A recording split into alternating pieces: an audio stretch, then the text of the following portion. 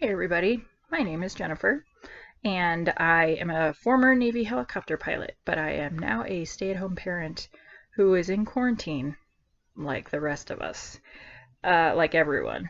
And I've always been really interested in cooking and being creative in the kitchen, and I have a lot of weird knowledge up here that might actually be useful in these times. And I was sitting here eating a quarantine meal of beans and rice that I made. Pretty in my cute bowl. Just bought that. Love it. Um, I was thinking to myself, I would love to pass on some of this information. I've been watching Alton Brown's Quarantine Kitchen the last few days, and I just have a lot of time to kill. So watching him and his wife in the kitchen just walk around talking about how they, I don't know, make coffee or ginger cocktail has been really inspiring to me. So I thought, why not me? So I made beans and rice. Beans and rice can last you forever if you're in quarantine.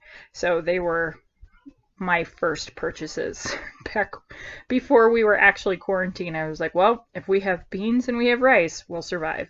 So what I did with my beans was I boiled them in water, brought them up to a boil, and then I let them sit for an hour in the water. And then after that, I put them in a crock pot for about 4 hours. And I can't remember if it was high or low. I want to say it was low. For about 4 hours with 2 bay leaves. And I didn't actually put them in there with water. I put them in there with broth that I had made. I always make my own broth. I save chicken bones from anything and everything, and most of the time it's chicken wings because we eat a lot of those in this house.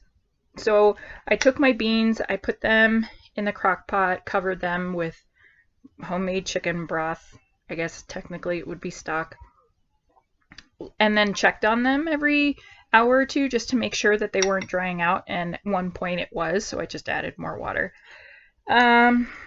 And then with the rice, I have a rice cooker. I threw rice in there, and then I also threw a jar of diced tomatoes. Actually, I believe they were the roasted tomatoes. I love those.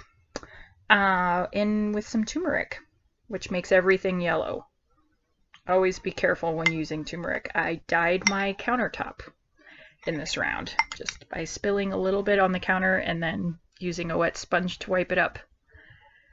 Just be careful with turmeric. Anyway, and so then that's what I had this evening, and then we had leftover ham. Threw that in there. And then I added some hot sauce and some soy sauce. Delicious. This is so good. And all the ingredients are from beginning to end were beans, bay leaf, broth, rice, can of tomatoes, turmeric, leftover ham, some soy sauce, and some hot sauce. And it's a really good meal. I actually have had it for breakfast and lunch, and this is my dinner. I'm not even sick of it. So, I don't know. I thought we're all in this together.